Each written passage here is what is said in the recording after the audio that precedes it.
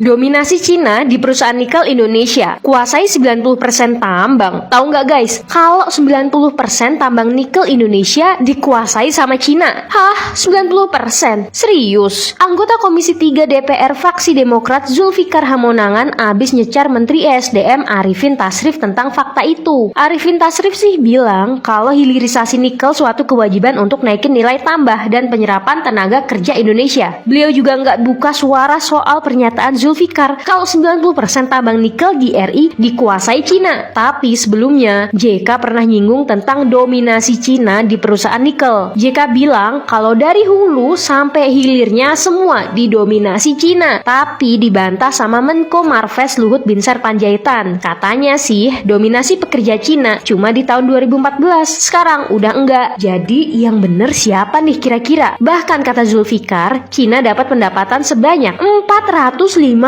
triliun rupiah dari hasil nikel di Indonesia guys, dan pajaknya dibebasin sampai 30%. Belum lagi nih, pekerja di tambang nikel didominasi sama tenaga kerja dari Cina. Waduh, bener-bener mendominasi nih kayaknya ya. Dan ternyata banyak perusahaan-perusahaan dalam negeri yang dicabut izinnya. Bahkan tanah-tanah yang dipakai buat perusahaan asing juga milik rakyat. Waduh, padahal Indonesia kan penghasil nikel terbesar di dunia. Masa malah dipegang perusahaan asing sih? Masa lagi-lagi kita nggak bisa ngolah kekayaan alam sendiri? Kan lucu kalau kita ekspor nikel ke luar negeri, terus nikel jadi baterai lithium buat kendaraan listrik.